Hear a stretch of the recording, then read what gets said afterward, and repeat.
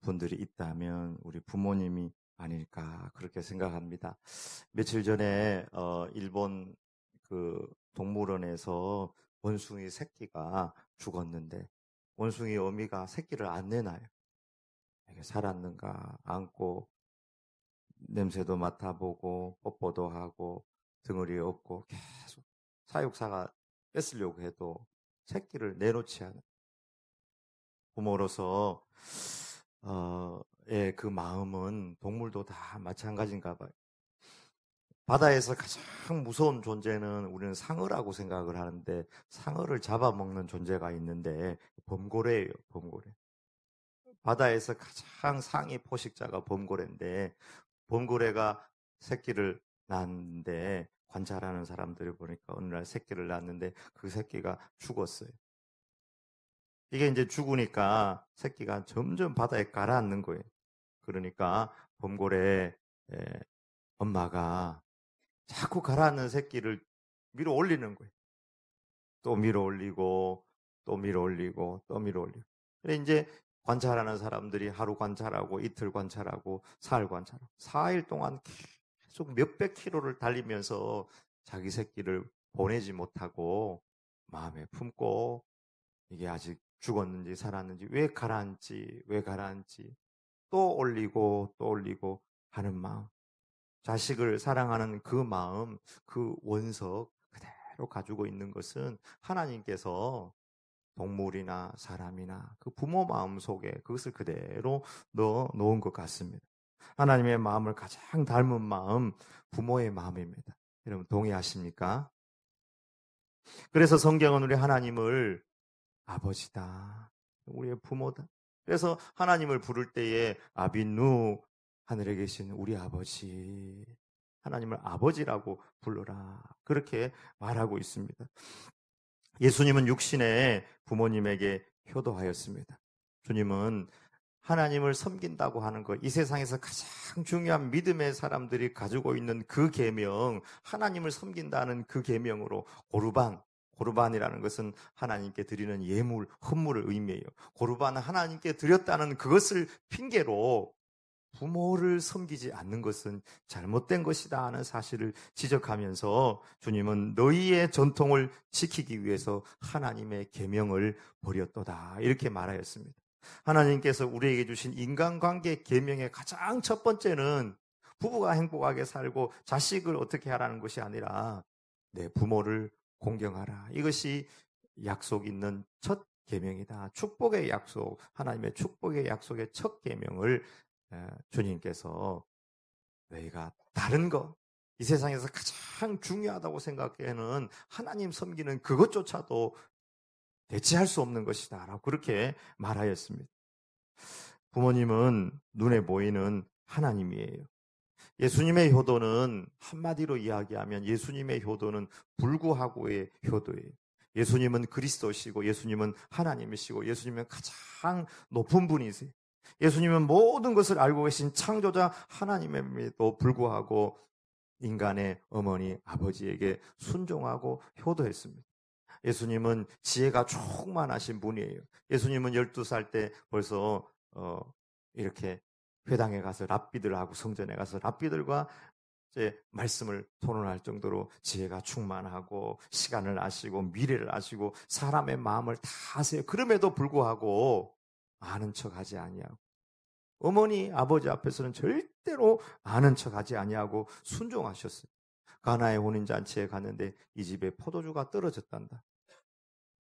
처음에는 내 때가 이르지 아니었습니다. 예수님 당신의 때를 알지만 그럼에도 불구하고 어머니의 말씀을 마음에 기억하면서 어머니 말씀에 순종하는 거예요.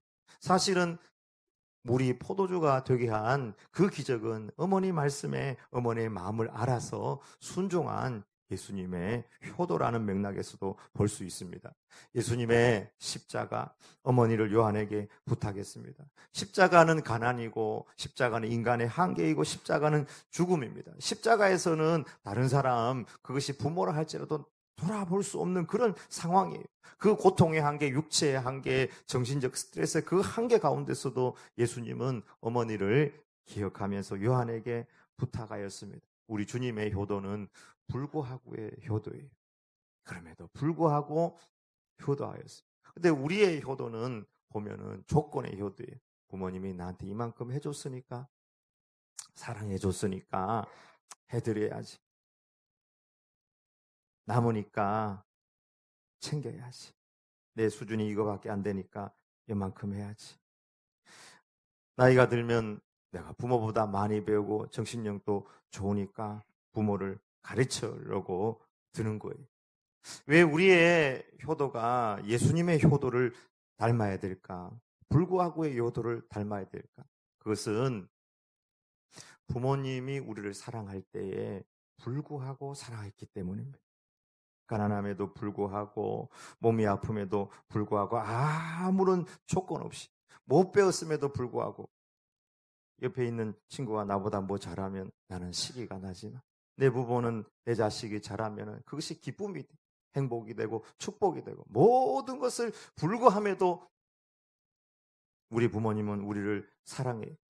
둘째 아들이 사업 실패해가지고 다 말아먹어서 어머님 한번 마지막 보고 나 이 세상 정리해야 되겠다 생각하고 어머니 찾아오는데 그 어머니가 치매가 걸렸어요.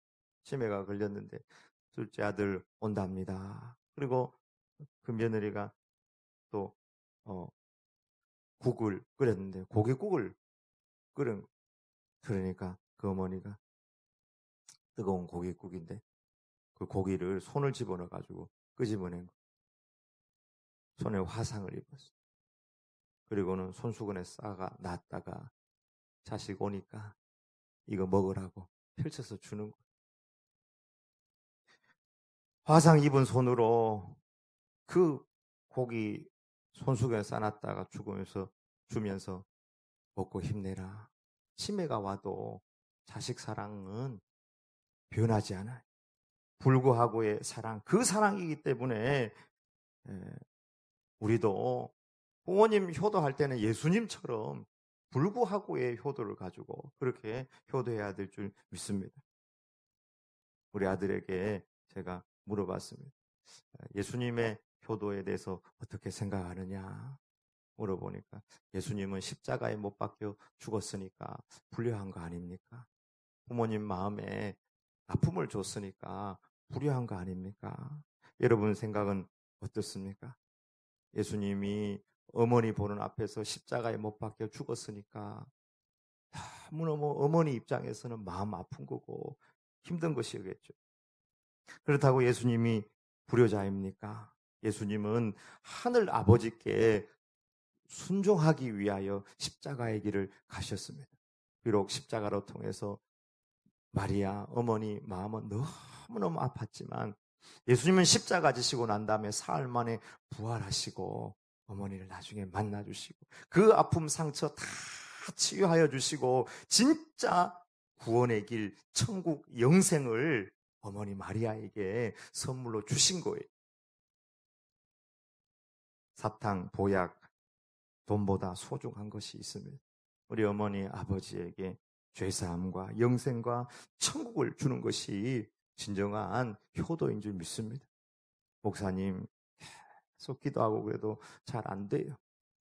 우리가 같이 기도하면서 노력을 해야 되겠어요. 기도 더하기 또 노력도 필요해요. 기도하고 노력하고 하나님 앞에 그렇게 맡기면 하나님께서 반드시 역사하시고 하나님의 구원의 은혜가 임할 줄 믿습니다. 아멘. 오늘은 본문에 아들 요나단과 아버지 사울에 대한 말씀이 나옵니다. 블레셋의 마병과 병거가 막 숫자가 엄청나게 올라왔어요. 사울이 도망갔어요. 저쪽 팀은 믹마스까지 오고 여기는 길갈까지 갔다가 이번에는 기브아 쪽으로 도망을 가서 한 600명 정도 거기 진치고 있는데 이때 사울의 아들 요나단이 소년 한 명 데리고요. 블레셋 진영으로 들어가는 거예요. 그래 블레셋 진영으로 들어가면서 아버지가 가진 계산력하고 전혀 다른 말을 하게 되는데 이런 말을 합니다. 여호와께서 우리를 위하여 일하실 것이다. 여호와의 구원은 사람의 많고 적음에 달려있지 아니하니라. 얼마나 훌륭한 믿음의 말을 하는지 모릅니다. 사울은 숫자에 마음이 흔들흔들하면서 기부와 그것도 변두리에 가 있는데 요나단 아들은 분명하게 여호와의 구원은 사람의 수에 많고 적음에 달린 것이 아니다. 하나님께서 우리를 위하여 일하실 것이다. 사울 같은 왕 밑에서 어떻게 이렇게 요나단 같은 아들이 생겼는지 모르겠어요. 특별히 저는 만약에 요나단이 이 이야기를 하나님의 구원, 여호와의 구원은 사람의 수에 많고 적음에 달린 것이 아니라는 이 이야기를 요단강 저 해뜨는 저쪽으로 지금의 요르단 쪽으로 가서 그런 이야기를 했다면은 저는 감동이 별로 없었을 거예요. 근데 이 요나단이 소년 한 명 데리고 블레셋 적진으로 자기가 직접 들어가서 그 적진 현장 한가운데서 이야기를 하는 거예요. 여호와의 구원은 사람의 수에 많고 적음에 있는 것이 아니다. 하나님께서 일하실 것이다. 도망가서 평안하고 책상 위에서 이야기한 것이 아니고 적진 한가운데서 이 이야기를 하는 것을 보게 됩니다. 요나단은 진정한 믿음의 용사입니다. 믿음의 사람은 현장의 사람입니다. 여러분 맞습니까? 현장 없이 말만 하는 사람은 말쟁이입니다. 오늘날 세상에 너무 많은 말쟁이들이 있습니다. 이렇게 해라 저렇게 해라 분석하고 비판합니다. 그런데 정작 자신의 삶은 현장이 없는 사람들이 너무 많습니다. 그러니까 사랑도 없고 눈물도 없고 뜨거운 가슴도 없고 진정한 간증이 없는 것입니다. 특별히 진보 성향의 사람들이 그런 경우가 많아요. 현장 없이 자꾸 대안 없이 자기의 삶이 없이 비판하는 사람이 많습니다. 하나님이 찾으시는 사람은 이런 말쟁이가 아니에요. 작지만 삶을 살아내는 사람. 요나단처럼 아무것도 없지만 자기하고 병거들은 소년 한 명하고 적진 한가운데 들어가서 여호와의 구원은 사람의 많고 적음에 있는 것이 아닙니다. 이렇게 이야기할 수 있는 믿음의 사람을 말하고 있는 것입니다. 목사 사용 설명서라는 책이 있어서 읽고 있습니다. 목사 사용 설명서. 거기 보면 이제 충북 영동에서 그 산골에서 목회하는 목사님이 여러 가지 조그마한 교회인데 일어나는 일에 대해서 스토리를 쭉 써놓았는데 어디서 도와줘가지고 교회 교관 같은 걸 짓다가 이제 철제 같은 것이 좀 남아서 성도 집에 이제 비닐하우스나 이런 걸 이제 목사님이 직접 이제 해주려고 하는 거예요.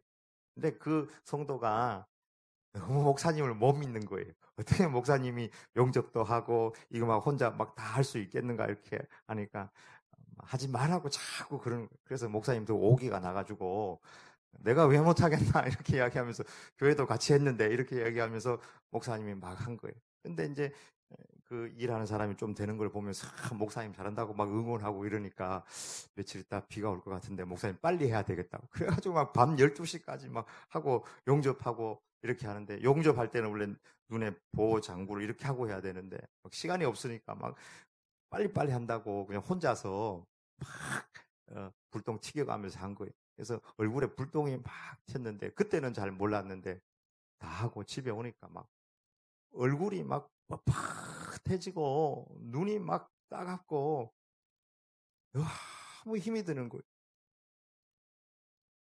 마치 불화로를 뒤집어 쓴 것처럼 얼굴이 막 화끈화끈 그래요. 그래서 얼굴이 너무 고통스러우니까 그분이 이렇게 얘기했습니다. 내가 알고 있는 모든 신학, 지식, 교양, 취미, 사유, 영성, 지성, 독서, 글쓰기 그리고 알량하게 꽂혀있는 저 책들이 다 증발해 버렸다. 나는 마치 용광로에 빠진 한 마리의 파리처럼 통증 앞에서 무기력해졌다. 십자가는 사유의 그물로 만들어 가는 것이 아니라 실제의 사건이라는 것을 성도를 섬기는 내 얼굴에 쏟아지는 많은 별똥별이 나에게 쏟아지고야 나는 깨닫게 됐다. 목사님이 그렇게 글을 썼더라고요. 예수님께서 내 이웃을 내 몸과 같이 사랑하라. 오른쪽을 때리면 왼편을 돌려대라. 그렇게 말씀하시고 예수님의 현장이 없었다면, 십자가의 현장이 없고 용서하는 예수님의 기도가 없었다면, 예수님이 이런 이야기들을 사유하고 책을 통해서 우리에게 전달했다면, 그의 삶이 아니라 현장이 아니라 글로 우리에게 감동을 줬다면 우리는 글자 속에 묶여 살아가는 사람에 지나지 않을 것입니다. 영성은 현장에 있는 것이지 그 자체로 존재하지는 않는 것입니다. 가슴이 있고 현장이 있는 우리 성도들이 되길 주의 이름으로 축복합니다. 야외 예배도 여러분 현장으로 가요. 우리 부모님은 사랑한다. 어른들은 그렇게 이야기 별로 안 해봐도 다 알아요, 자식들은. 우리 부모가 날 사랑하는구나. 이론은 없는데 현장이 있어요. 부모님의 사랑인 것입니다. 예배의 현장, 땀을 흘리는 현장, 수고의 현장, 기도하는 현장, 전도의 현장. 현장이 없으면 여러분 변방입니다. 현장에서는 몸과 지혜가 함께 일합니다. 자꾸 지혜만 보는 것이 아니라 현장으로 가야지 몸하고 지혜가 함께 일하는 거예요. 현장에서는 하나님을 신뢰하게 되고 현장에서 무엇보다 하나님의 은혜가 임하는 것입니다. 하나님의 은혜를 체험하기 위해서는 현장으로 가야 하는 것입니다. 요나단이 적진에 들어가서 오늘 본문을 보면은 두 사람이 들어가서 막 또 싸우고 또 싸워가지고 20명을 죽이게 됩니다. 두 사람이.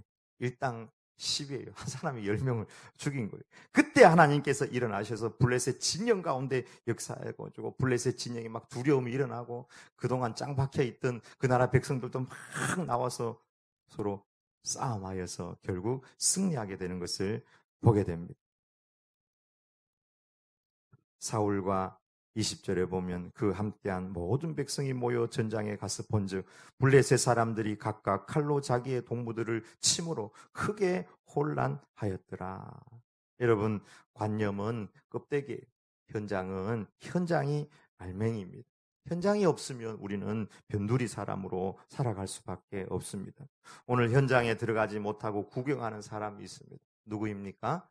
사울입니다. 2절을 보면은 이렇게 나와 있습니다. 사울이 기브와 변두리 미그론에 있는 석류나무 아래에 머물렀고 함께한 백성은 600명 가량이며, 이것이 현장이 없는 사람의 특징입니다. 변두리에 있고 석류나무 아래에 있을 수밖에 없습니다. 여러분, 나무 아래 머물렀다는 것은 그의 심리 상태를 보여주는 것입니다. 나무 아래서 쓸데없는 걱정과 휴식과 혼란과 어정쩡한 심리 상태. 기부화만 해도 변방인데 기부화하고도 그 변방에 석류나무 아래서 머물렀다. 베드로가 예수님을 따라갈 때 어정쩡하게 따라갔습니다.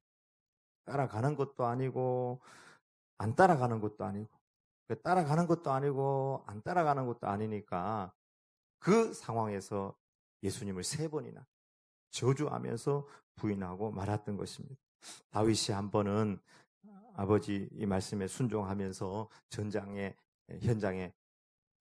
가봤어요. 형님들 만나기 위해서. 전쟁이 어떻게 돌아가는지 형님들한테도 줄 거를 가지고 갔는데, 전쟁하는 현장에 가보니까 전쟁은 안 하고 싸움은 없고 이름은 전쟁터지만 전쟁하는 사람이 아무도 없었습니다. 그때 다윗이 정말 전쟁의 현장에 뛰어들었어요. 그 전쟁의 현장이 어디입니까? 그 전쟁의 현장은 골리앗 앞입니다. 아무도, 그렇게 많은 장군들이 있었음에도 불구하고 그 전쟁의 현장 안으로 들어가는 사람은 아무도 없었지만 다윗이 믿음을 가지고 사울이 쓴 투구 이런 걸 줘도, 칼을 줘도 들고 가지도 못해요. 그러나 물맷도 들고 믿음 들고 그 골리앗 앞으로 나아갔던 것입니다. 골리앗 앞에 나아갈 때 그 골리앗 앞에서, 그 현장에서 비로소 하나님의 살아계심을 경험할 수가 있었습니다. 물맷돌을 돌려가지고 집어 던지는데 날아가는 사이에 하나님이 가속도를 탁 붙여가지고 흉 날아가가지고 골리앗이 미간에 꽂혀버렸어요. 미간. 어떻게 그 사이로 틈으로 날아가가지고 미간에 투구를 뚫고 들어갔나 아니면은 좀 이게 투구가 커가지고 제끼고 있었나 미간을 뚫고 들어가서 쾅 넘어졌어요. 완전히 안 죽은 것 같아요. 골리앗 칼을 뽑아가지고 목을 자르라고.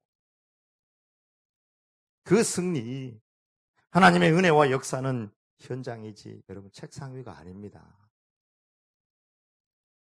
사울은 왕이었지만 지금 못하고 있느냐? 사울은 왕이었지만 첫 번째 인원 점검하고 있었습니다. 누가 나갔냐?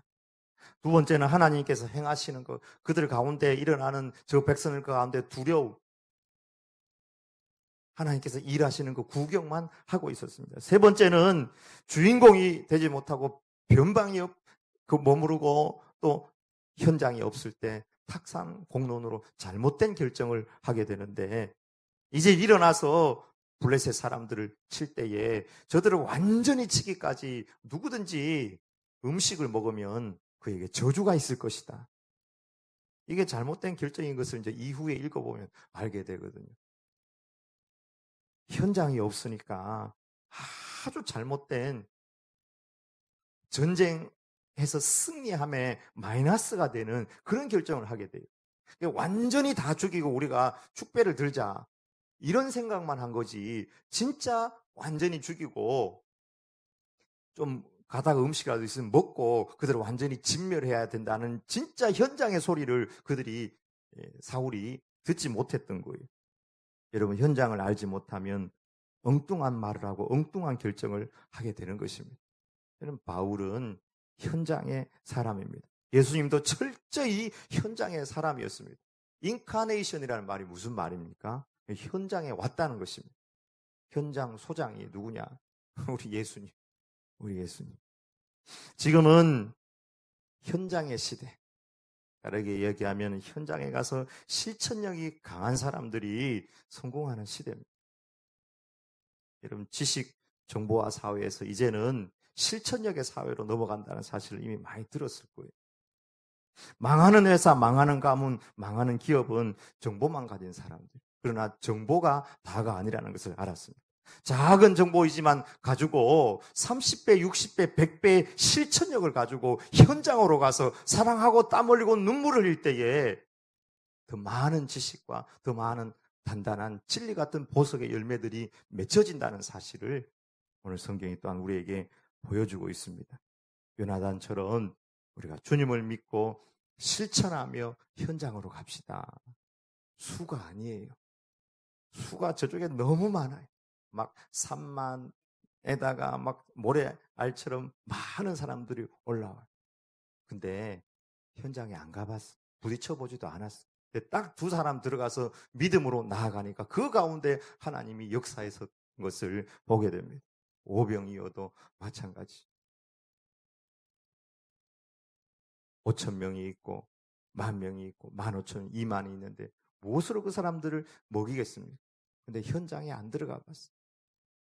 오병이어 가지고 믿음으로 현장에 나아가서 나눠주니까 놀란 하나님의 기적의 역사가 있었던 것을 보게 됩니다. 또한 요나단처럼 연합합시다.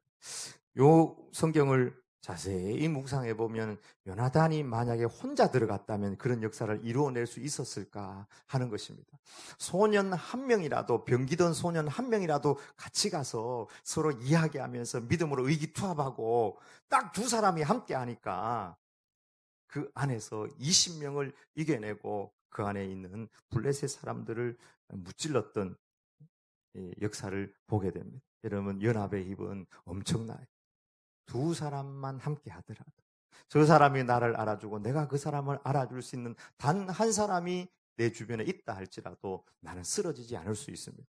두 사람이 함께하면 1 플러스 1은 2가 아니에요. 시너지 효과는 말도 못하는 것입니다. 우리도 다 마찬가지. 한 사람이 1의 힘이면은 100이면은 100이고 150이면 150이 아니에요. 10,000, 20,000, 30,000, 100만의 힘을 낼 수 있는 것이 시너지의 효과입니다. 부경자 사울이 아니라 현장의 실천가 이 요나단의 영성으로 많이 뿌리고 풍성한 열매를 거두는 주의 백성들이 다 되시길 주님의 이름으로 축복합니다. 아멘. 기도하십시다. 하나님 아버지, 우리를 낳아주신 부모님, 우리를 사랑할 때에는 모든 것을 접어놓고 불구하고 그렇게 사랑했지만 우리가 드리는 효도는 조건의 효도가 되어 너무 부족합니다. 우리도 예수님의 효도를 닮아 불구함에 하나님 아버지 그 마음을 가지고 부모님을 잘 섬기고 자녀를 양육할 수 있도록 은혜를 더하여 주시옵소서. 주님, 현장으로 들어갔던 그 요나단 두 사람이 마음을 합하여 들어가서 하나님의 역사의 은혜의 통로를 이루었던 그들처럼 주님, 우리 안에도 하나님 아버지 현장을 달려가는 현장의 마음을 더하여 주시옵소서. 현장에 가서 주님을 체험하고 경험하고 하나님의 은혜를 누릴 수 있는 저희들의 삶이 될 수 있도록 인도하여 주시옵소서. 항상 석류나무 밑에서 하나님 걱정하고 염려하고 한탄하지 않게 하여 주시고 기도의 현장, 전도의 현장, 승리하는 그 현장 주님 믿고 나아가서 풍성한 열매 거두는 주의 백성들이 다 될 수 있도록 은혜 내려 주시옵소서. 예수님의 이름으로 기도 올리옵나이다.